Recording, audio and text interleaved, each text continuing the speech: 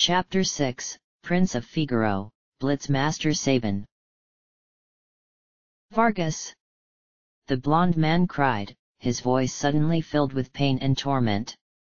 Terra could still not see their savior's face. Why'd you do it? How could you do your own father in like that? Do in his father? Locke asked. So, Vargas was slain by his son?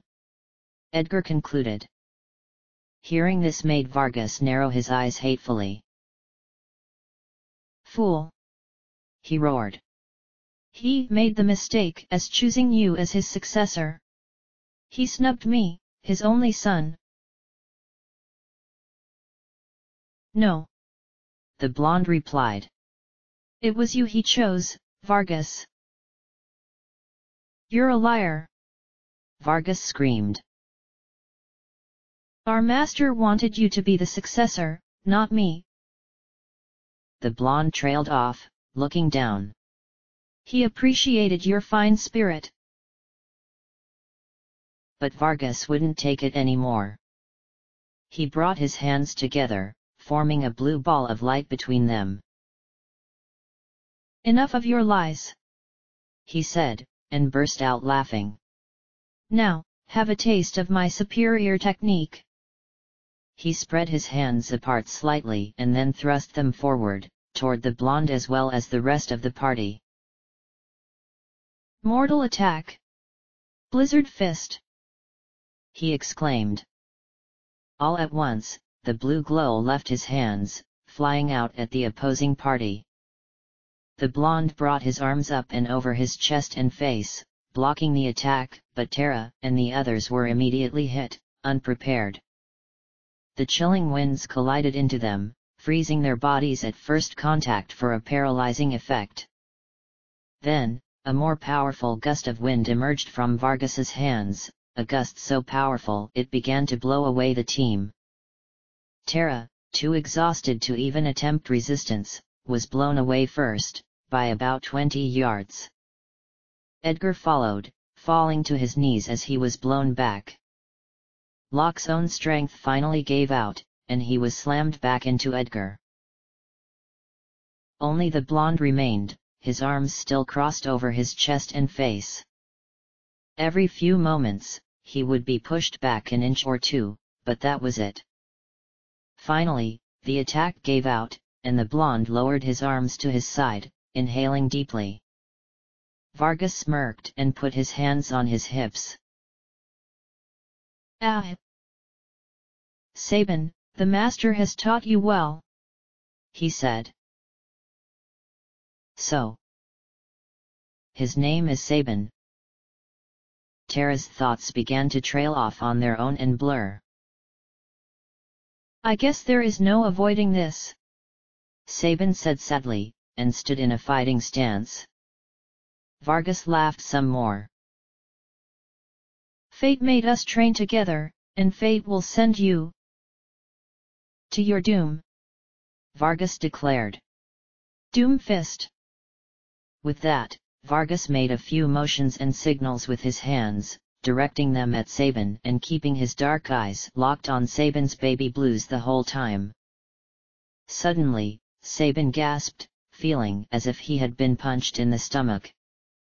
He fell to his knees, and clutched at his chest. He couldn't breathe. You will perish in 20 seconds, Vargas said coolly, and locked eyes with Terra's defeated party. And you, will be the next to go. I tire of your patheticness. Vargas was about to cast his doom fist blitz again, when Sabin suddenly stood up, anger in his eyes. Vargas may have been able to attack from a distance, but that just meant that hand-to-hand combat was his weakness. Sabin kept the faults of his former friend in mind as he held up his right hand. Pummel! Sabin cried. His right hand filled with a white holy light that quickly washed over his whole body. With a blinding leap, Sabin jumped at Vargas, showering him with multiple punches that went by so fast, nothing could define where one hand stopped and another began. Vargas cried out and fell to his knees, the light now leaving Sabin's body and covering Vargas. Tara gasped when she realized that Vargas's body was beginning to disappear. He taught you that one already? Vargas moaned, doubling over. If only you hadn't have been in such a rush for power. Sabin trailed off, and turned his back to Vargas. With a final cry of shock and envy, Vargas disappeared, with nothing remaining of his presence except for the metal knuckle he had worn on his left fist. Sabin took a deep breath and sighed. All of Vargas's blitz spells had been broken. Tara stood up, surprised that the cold feeling over her body had disappeared. Locke and Edgar soon followed, brushing off their clothing and Locke adjusting his bandana. They only suffered from bruises and confused hearts from the battle that just took place. Edgar, however, was getting a warm sensation in his chest as he looked Sabin up and down. It was almost like looking into a mirror. Sabin! Edgar cried, and began to run to Sabin. He threw his arms around him, and Sabin widened his eyes, hesitantly embracing Edgar. The two really did look like mirror reflections of each other, Tara noted. However, it was clear that Sabin got out a lot more than Edgar, for he was leaner, tanner, and his hair was cut and dried out from the sun.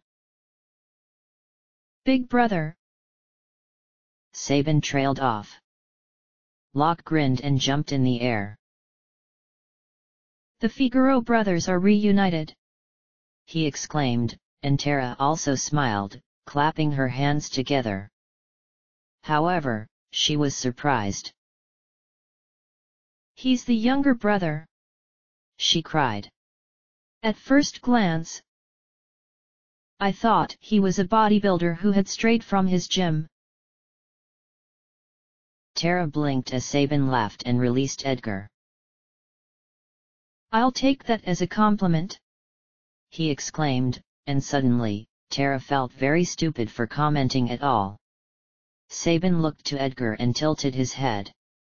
Anyway, brother, what are you doing here? We're on our way to the Sabil Mountains. Edgar trailed off. To the returners' hideout, no doubt? Sabin asked, and Edgar nodded. You know about the returners and your brother? Locke asked. Sabin looked to him and nodded sadly, looking down. I've been watching from afar, hoping that the world might regain some sanity. At this rate, Figaro will be reduced to a puppet state. Sabin trailed off. But our time to strike back has arrived! Edgar cried. The Empire is going to pay for what it has done. Sabin looked up to Edgar, and for a moment, Locke and Tara felt left out. It was as if the Figaro brothers had a secret. Think. A bear like me could help you in your fight? Sabin asked, and Edgar gasped. You would join us, Sabin? He exclaimed happily. I think Duncan would rest easier if he knew his disciple played a part in bringing peace to the world. Sabin smiled and reached down, picking up the metal knuckle Vargas had left behind. Flexing his fingers, he slipped it over his left hand. It was a perfect fit. Then let's get going! Locke exclaimed. Sabin nodded, and they began to walk down the path together as a new party of four. I'm Sabin René Figaro, Sabin said. And you are? World-renowned treasure hunter and returner Locke Cole, Locke said proudly, and both Tara and Edgar raised their eyebrows. You mean thief? Tara pointed out, and Locke nearly tripped on the path. Edgar and Sabin both laughed, and Sabin peered at Tara. "And who are you?" he asked. "Surely, you are not one of Edgar's girlfriends. You look way too pretty and smart." Tara giggled as Edgar nearly followed Locke in tripping. "I am Tara," she said, and looked down at her hands. It was all she could really tell him that she was sure of. However, Sabin did not pressure her for more information, for which she was grateful. "Well, nice to meet you both, Tara and Locke," Sabin said. "But Tara, you never told me. Are you Edgar's girlfriend, or not?" Tara blinked and crossed her arms over her chest. "No way," she said firmly, and Edgar reeled back in horror as the others walked on ahead of him. "Hey, what is that supposed to mean?" he called after them. When no one turned to reply, he put his hands on his hips and made a face. "Come, brother, you're going to be left behind," Sabin called, and smiled. Edgar couldn't help but smile back, and began to run after the others. His heart was full of confidence and pride. With his own brother on their side, the returners couldn't lose. End. The Empire would be paid back for the horrible crime they committed against the Figaros. So long ago.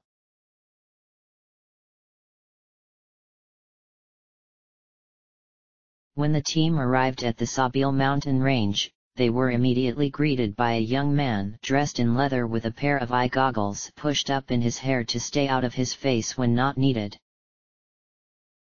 "King Edgar!" he exclaimed, running to the group. "This way, please." "Hello," Edgar said. "Please take us right to Banon." The young man led the group to the mouth of a cavern and entered, waving to other men who were dressed like him as he passed through a few rooms and tunnels. Crates and pots lined some of the walls, while other rooms had beds and tables. Tara could even smell something wonderful cooking from another room not too far away. Although it was dim inside the halls, lots of rooms were brightly lit with oil lamps and filled with the commotion of friendly voices. "This is it," the man said, and opened a new doorway that they had come to. Tara went in first, and saw that it was a simple, small room, with a cot in the corner for a bed, a table with 2 chairs, and a couple of sets of bookshelves filled with books. Sitting at the table was an elderly man with wild red hair that seemed to go every which way, wearing clean pressed robes and reading a book. He looked up and took off his reading glasses, setting them on the table and standing up. "Banon!" Edgar exclaimed happily. "We brought the girl with us." Tara blinked and looked at the man again. This was Banon? "Is she the girl who can talk to espers?" Banon asked, as he approached them slowly. "Espers?" Tara trailed off. "It seems like the Empire had complete control over her," Edgar said, resting a hand on Tara's shoulder. "Carrier pigeons brought word that she wiped out 50 of the Empire's best soldiers in a few minutes." Banon began, but Tara gasped and shook her head. "That's a lie!" she screamed, tears springing to her eyes. No, there was no way that could have been her. She jerked away from Edgar and covered her face, burning with embarrassment and shame. "Tara!" Locke said softly. "Banon, she doesn't remember anything," Edgar explained. He was about to approach the old man, but Bannon held out his hand and shook his head. "Stay where you are," he demanded. Bannon then walked up to Tara, who peeked between her fingers and eventually lowered her hands, tears pouring down her cheeks. "Perhaps you have heard this story?" Bannon asked, and spoke directly to her. "Once, when people were pure and innocent, there was a box they were told never to open. But one man went and opened it anyway. He unleashed all the evils of the world: envy, greed, pride, violence, control. All that was left in the box was a single ray of light, hope." Tara blinked and didn't say anything in reply. "We now confront those evils," Bannon said, looking to the rest of the group. Locke and Edgar looked at each other, and Bannon then gazed back to Tara. "And you are the last ray of light, our only hope." Tara widened her eyes and lowered her head. She didn't know how to reply. "Bannon," Edgar said coolly, but Bannon shook his head. "I'm so tired. Let me rest a while," Bannon said, and left the room, pushing through Locke and Edgar. Tara was about to open her mouth to speak, but Locke stopped her. "Let's get some rest for ourselves," Locke suggested. A few hours later, Tara awoke from her nap in the guest room some of the other returners provided for her and spotted Locke sleeping in the chair next to her cot that she was sleeping on. She smiled a little and pushed some of her hair out of her eyes. As she was creeping out of the cot, Locke suddenly looked up and let out a loud yawn, making Tara laugh. "Sleep well?" he asked, and Tara nodded. "What about you?" she questioned. "That chair doesn't look comfortable." "Heh, my special talent is that I can sleep anywhere," Locke joked. "My favorite place is in fields though. Nice, warm, sun-kissed fields are the best place ever to sleep."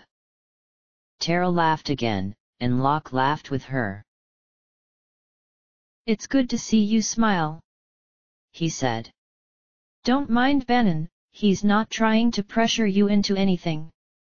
Anyone who joins the returners does it for their own reasons. He didn't force one of us here against our wills."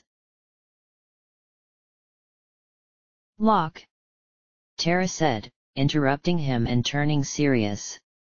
"Why did you join the returners?"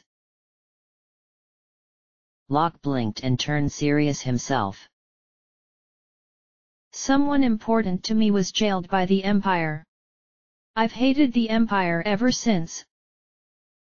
I joined the returners when I realized the Empire was rotten to the core. I wanted to make a difference."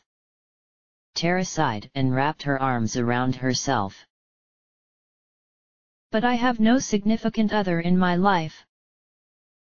Locke stood up and shook his head.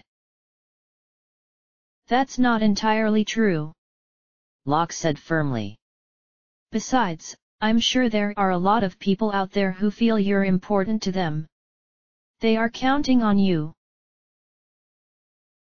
Tara sighed. She didn't know how much more she could take of people telling her how very important she was when she knew she really wasn't. How could anyone have faith in a girl who couldn't even remember her own name without struggling? Tara left the room and ran into Sabin, who was joking around with another returner. He smiled at Tara and gave her a pat on the back that nearly made her fall over. "The only thing I could add is that you can trust my brother implicitly," he said. "He's always been fair with me. You can trust him, Tara." "But..." Tara widened her eyes, and Sabin suddenly burst out laughing. Don't you dare tell him I said that! Sabin continued to laugh as Tara smiled weakly and moved on, going into a room filled with cots and pots of medicines. This must have been the resting quarters. Tara spotted Edgar resting on a bed, and gave a little wave as he looked over to her. Hi Tara. He smiled. Feeling better? Yes, she said, and nodded. Thank you. Edgar nodded back and sighed, looking up at the ceiling. It's gonna be tough to talk you into helping us. If we push too hard, we're no different than the Empire. So we want you to make up your own mind, all right? Tara blinked. How? Did you know I was going to ask you about that, Edgar? She asked. Edgar smiled and closed his eyes. Well, Tara, this may sound like boasting, but I suppose I have been blessed with many natural talents, which include charming the ladies, charming the politicians. He laughed and went on. I'm also a bit psychic. Edgar grinned and opened his eyes to see Tara's reaction, but she was gone. He blinked and looked around. Tara, where did you go? Whew! Tara murmured as she slipped out of the resting quarters. Didn't think I could escape something like that. She went down another hallway and ran into two more returners, who both smiled at her and waved. We're a small organization now, but our membership is soaring. One exclaimed. Please join us in our battle. The other added. Another returner came up from behind Tara with a few data sheets in his hands, and sighed as he pushed past her and handed them to the two who were talking. The Empire is arresting returners everywhere, he explained to them as Tara walked away. We need to discover some means of fighting back, or... Tara shivered. She needed to go outside. She made her way to the hideout entrance, only to see Bannon sitting outside on a flat rock. Tara gulped and walked over to him, giving him a slight bow. He looked to her and nodded. What brings you out here? Bannon asked. Tara shrugged and shook her head. I see. Bannon said. He didn't waste time with small talk though. He got right to the point. Have you made a decision? Will you become our last ray of hope? Tara blinked and felt tears gathering in her eyes. No. She cried. But Tara suddenly became very embarrassed at her outburst and turned, fleeing inside the hideout again. She sighed and pressed herself against a wall, her chest heaving up and down from her struggled breathing. What am I going to do? What am I going to do? She whispered. Suddenly, Bannon came into the hall calling out for help. Tara gasped as a few returners rushed past her to the entrance of the cave, including Locke, Sabin, and Edgar. Come on! Edgar cried, grabbing Tara's arm to pull her along. When they reached the hideout entrance though, Tara gasped and covered her mouth with her hands. A badly wounded man had collapsed in the entranceway, covered in blood and gashes. He let out a soft moan and cringed as he struggled to speak, but no sound came. What's going on? What happened? Bannon cried. Someone did a number on him. Locke murmured. Hurry, treat his wounds immediately. A female returner exclaimed. He'll be okay. Bannon, sir, if you'll excuse us, you really should not be in our way. Oh, of course.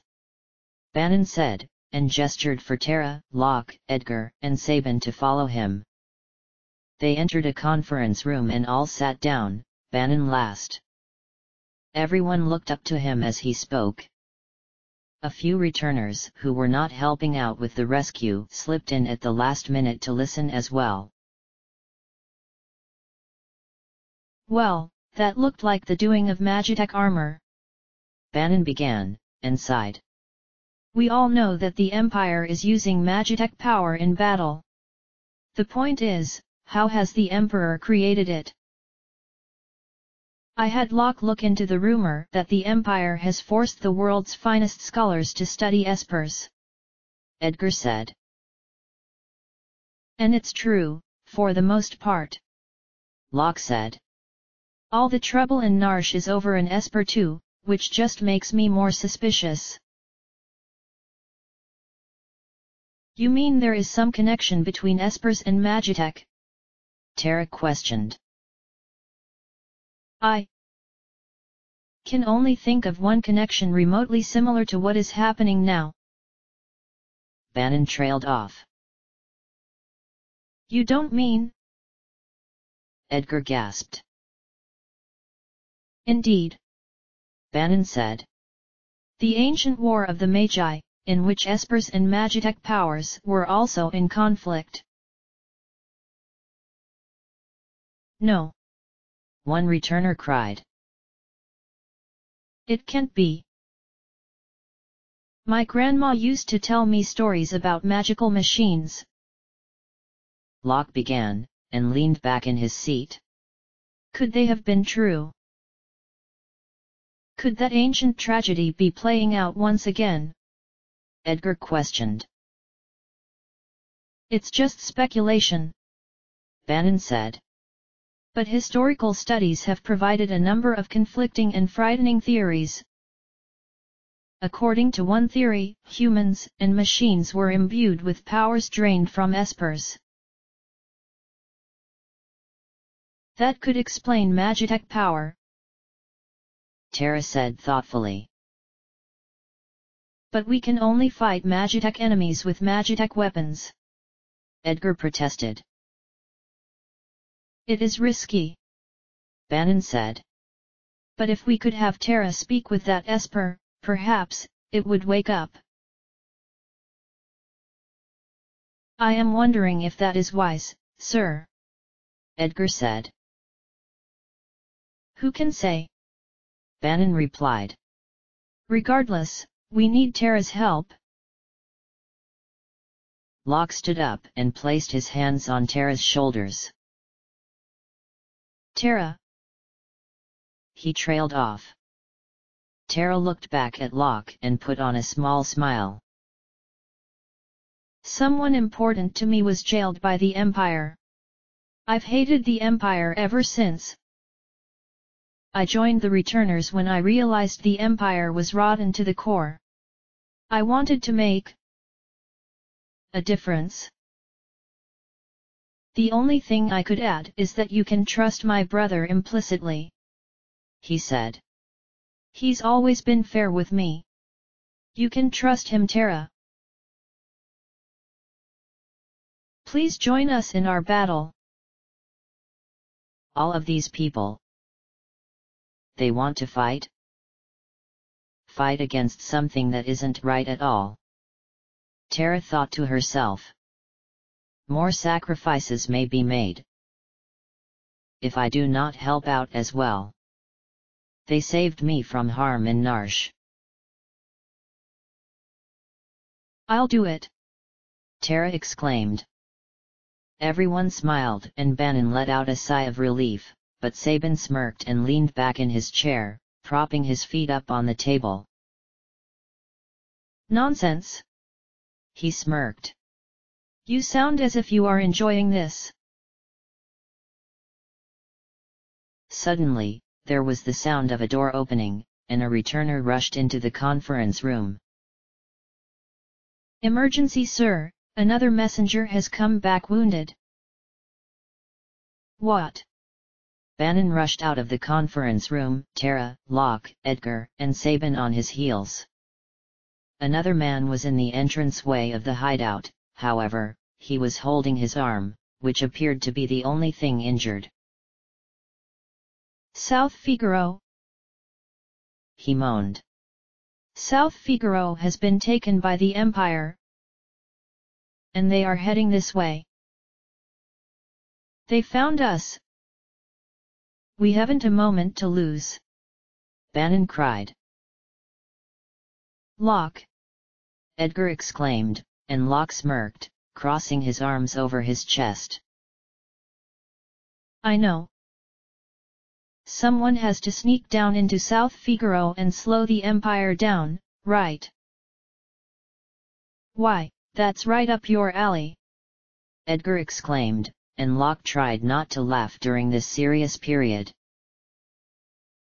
Tara, Locke said, turning to her. Please wait for me in Narshe. And also, don't let a lecherous young king, who shall remain nameless, near you. Locke, Edgar exclaimed, blushing crazily. Good luck. Big brother. Sabin shook his head. Aren't you ever going to grow up? With that, Locke gave a wave, and took off running out of the hideout, disappearing in moments. Tara watched him until Edgar spoke, making her attention go to him. What are we going to do? Edgar asked. We'll escape down the Leet River, and make our way to Narshe that way. Bannon explained quickly. I want to see that Esper for myself. Right, and there is a raft by the back entrance of this place. Edgar asked, and Bannon nodded. It's a gamble, but we are fresh out of options. Edgar turned to Tara. You're in danger here. Come with us to Narshe. You'll probably even gain some understanding of your own abilities. We have no time to dilly-dally. Bannon cried, heading for the back entrance of the returners' hideout. We must hurry to Narshe now. 7. Bannon, leader of the returners. Chapter end.